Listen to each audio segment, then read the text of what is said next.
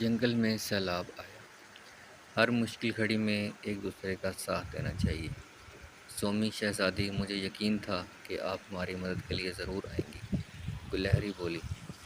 گینڈا اپنے بچوں کو لے کر ایک درخت کے نیچے کھڑا تھا، پانی ان کے کندھوں کو چھو رہا تھا۔ چڑیا اور کوئل اپنے بچوں کے ساتھ درخت پر کانپ رہی تھی۔ زیبرا اپنے ڈر سے سہمے بچوں کو بہلا رہا تھا۔ کوا اپنے گھر کی تباہی پر زاروں قطار رو رہا تھا، اس کا بچہ طوفانی بارش میں گم ہو گیا تھا۔ سومی نے اسے تسلی دی۔ لالی اور ہاتھی نے سب پرندوں اور جانوروں کو باری باری کشتی میں بٹھانا شروع کیا۔ اتنے میں سومی کوے کے نیم بے ہوش بچے کو لے آئی۔ الو نے اپنی پوٹلی سے دوا نکال کے اس کے منہ میں انڈیل دی اور اسے ہوش آ گیا۔ سومی ان سب کو جنگل لے آئی جہاں خیمے لگے تھے۔ ان سب کو کھانا پیش کیا۔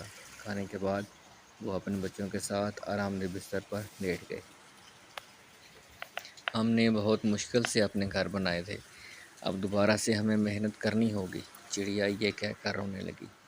تم پریشان نہ ہو پیاری چڑیا، ہم سب تمہارا گھر بنانے میں تمہاری مدد کریں گے۔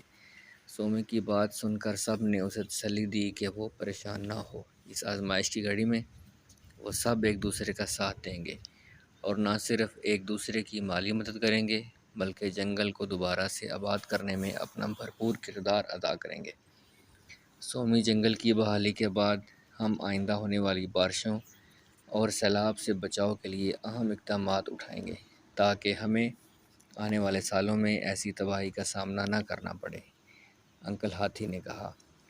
بالکل ایسا ہی کریں گے، اور اس آزمائش کی گھڑی میں ایک دوسرے کا ساتھ نہیں چھوڑیں گے، زرافہ نے کہا۔ ان سب کے خیالات سن کر سومی خوش ہوئی۔ وہ جان گئی تھی کہ اس کے تمام دوست مشکل وقت میں ایک دوسرے کی مدد کا جذبہ رکھتے ہیں۔ ہر مشکل گھڑی میں ایک دوسرے کا ساتھ دینا چاہیے، کیونکہ اس بات سے اللہ بہت خوش ہوتا ہے۔ تحریر روبینہ ناز۔